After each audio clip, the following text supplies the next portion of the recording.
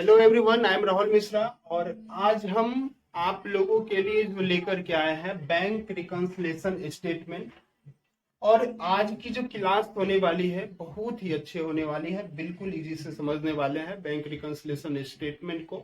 ये क्या होता है, बैंक समाधान विवरण, बस कुछ ही मिनट के अंदर ये क्लियर हो जाएगा आपका।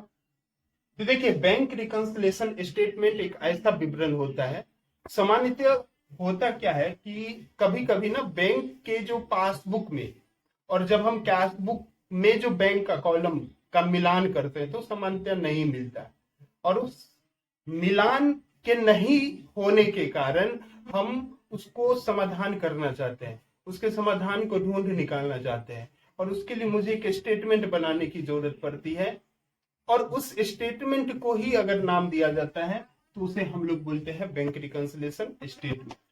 देखिए, bank reconciliation statement is prepare to reconcile the difference between bank column of cash book and passbook. ठीक वही चीज है कि बैंक कॉलम जो होता है कैश बुक का और पासबुक का।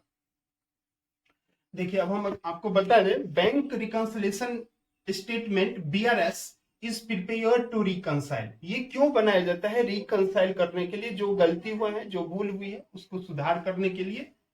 क्या चीज का? तो डिफरेंस बिटवीन बैंक कॉलम, जो बैंक कॉलम में डिफरेंस आता है और जो कैश बुक का, बैंक कॉलम किसका? कैश बुक के अंदर जो बनाते हैं आप लोग डबल कॉलम वाला, याद होगा आप लोग को। और ये पासबुक जो कि बैंक के द्वारा गिवन आपके पास एक डॉक्यूमेंटेशन के तौर पे होता है, इसमें जब बैलेंस नहीं मिलता है तो उस बनाने के लिए आपको एक विवरण बनाना पड़ता है, स्टेटमेंट। उसे ही आप बीआरएस बोलते हैं, बैंक रिकंसिलिएशन स्टेटमेंट।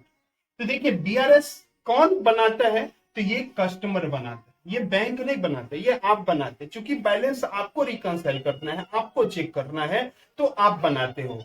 आप किसी खास समय पर, जैसे ऐसा होता है ना कि आप बैंक में कुछ डिपॉजिट करे लेकिन ना पासबुक आपने प्रिंट नहीं करवाया, या फिर कभी कभी तो मतलब आपने लगातार अगर पासबुक प्रिंट करवाया लेकिन कभी ऐसा कि आज आपने प्रिंट करवाया और कल ही क्या हो गया, कोई डिविडेंड कलेक्टेड कर लिया बैंक ने, कोई चेक आ गया, उसको डायरेक्टली जो आपने ड्रॉन करे गए थे वो पेमेंट के लिए अवेलेबल यहाँ पे हो गए, या आपने ड्रॉ कर दिया वो वहां पे अवेलेबल नहीं हो पाया।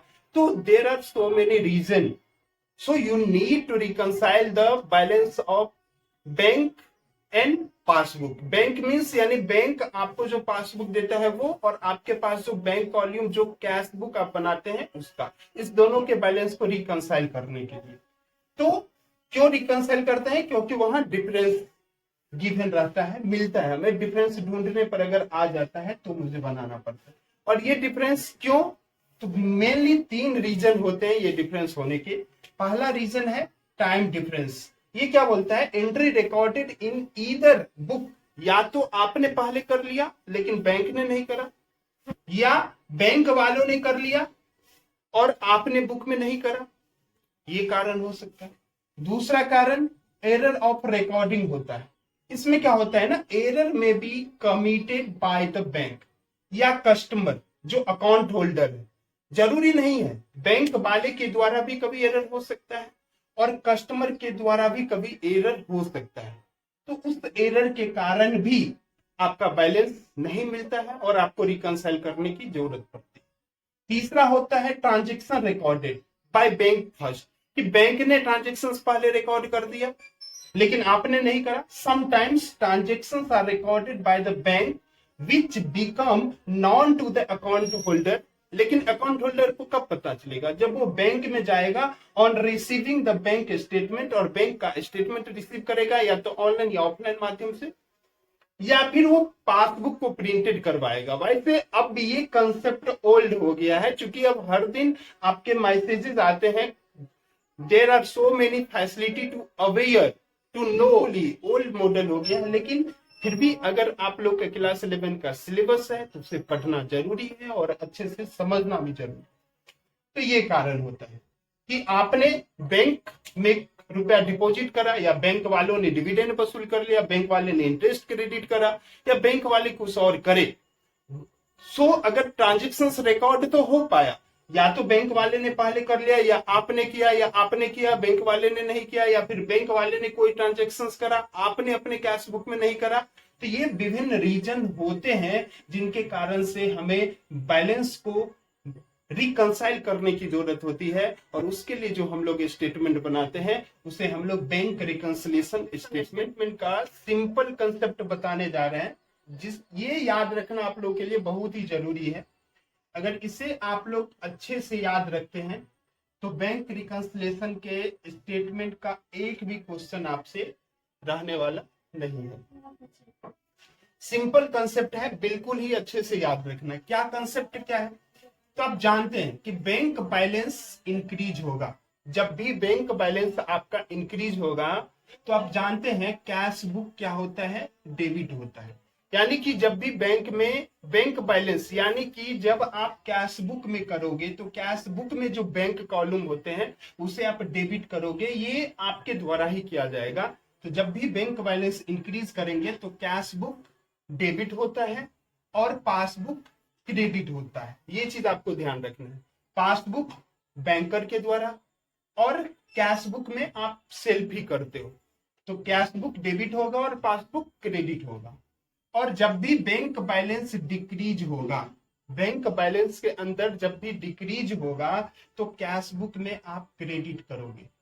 कैश बुक क्रेडिट का मतलब निगेटिव होना होता है और कैश बुक डेबिट का मतलब पॉजिटिव होना होता है।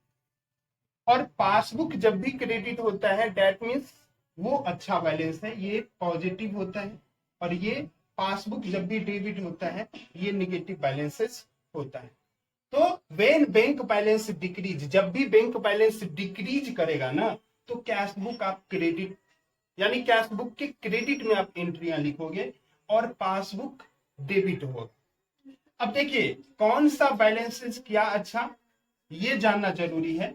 तो अगर क्रेडिट बैलेंस कैश बुक का है ना, वो अच्छा कंडीशन नहीं माना जाता है, उसे हम लोग ओवरड्राफ्ट बोलते हैं। अगर ये क्वेश्चंस में गिवन रहता है तो इसे हमें माइनस में लिखना पड़ता है, और माइनस में लिखने का तरीका होता है उसे छोटी पोस्ट में लगा के लिखते हैं, स्मॉल पोस्ट में, इसलिए इसे हम ऐसे लगा के लिखते हैं। ये माइनस बैलेंस होता है। अगर ये डेबिट बैलेंस होता है ना कैश बुक का, तो कैश बुक का डेबिट बैलेंस अच्छा होता है, इसे आप ना प्लस करके लिखते हो। यानी इसको लिखने के लिए कोई प्लस वहां लिखा नहीं जाता है, बस आप समझते हो ये फेवरेबल बैलेंस होता है। और क्रेडिट बैलेंस पासबुक में अगर क्रेडिट बैलेंस है दैट मींस की फेवरेबल है, वो प्लस वाला बैलेंस। अगर डेबिट बैलेंस पासबुक में है तो वो ओवरड्राफ्ट वाली सिचुएशन आती है, यानी कि माइनस में। इन चीजों को बहुत ही अच्छे से आपको समझना है, बिल्कुल कंसेप्ट। अब चलते हम लोग सीधे स्टेटमेंट जो बनाते हैं उसका परफॉर्मा लेसन स्टेटमेंट का।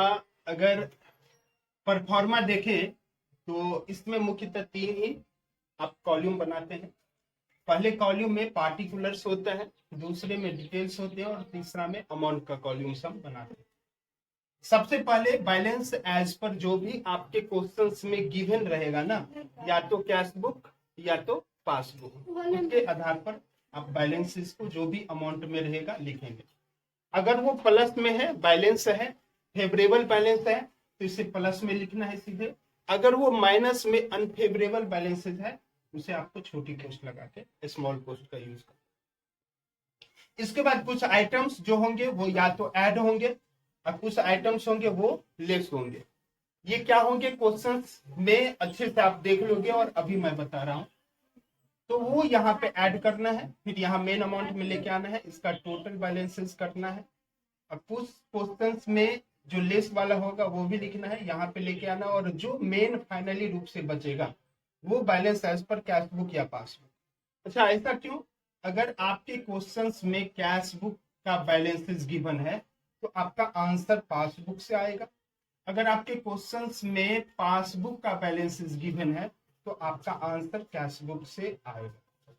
आपको हमेशा ही बनाते समय एक ट्रिक का यूज करना है, नीचे में जो भी रहेगा ना उसे आपको किंग मान लेना है, राजा मान लेना है, और ये जो भी होंगे ना ये प्रजा होंगे। और कोई भी काम हमेशा राजा के आदेशा अनुसार होता है, तो जो भी किंग इंस्ट्रक्शन करेंगे या जो भी राजा ने किया है, तीन बातें आपको हमेशा याद रखना है। राजा ने अगर कोई चीज को यहाँ प्लस किया है तो ये यहाँ पे भी आपको उन चीजों को प्लस करना पड़ेगा। अगर ये कोई बैलेंस या फिर कोई भी अमाउंट्स को अगर ये माइनस किए हैं तो आपको भी ये माइनस करना पड़ेगा। अगर ये प्लस नहीं किए हैं और आपने अगर प्लस कर दिया है तो आपका प्लस करना गलत है, इसलिए आपको वापस से माइनस करना पड़ेगा। अगर ये माइनस किए हैं और अगर आपने यहाँ माइनस नहीं किया है तो ये चूंकि माइनस किए हैं इसलिए आपको भी माइनस करना पड़ेगा। यानी ये जो करेंगे वो आपको करना ही करना है, ये जो नहीं करेंगे वो आपको नहीं करना है। अगर आपने इन जो ये नहीं किया अगर आपने पहले कर लिया है तो आप अपनी भूल को सुधार करने के लिए अगर आप प्लस किए हैं तो आपको माइनस करना है, अगर आप माइनस किए हैं तो आपको प्लस करना पड़ेगा और इस प्रकार आपका बैलेंसेस आ जाएगा। बिल्कुल ये कंसेप्ट अगर आप समझ गए तो आपका क्वेश्चन बिल्कुल हलवा होने वाला है।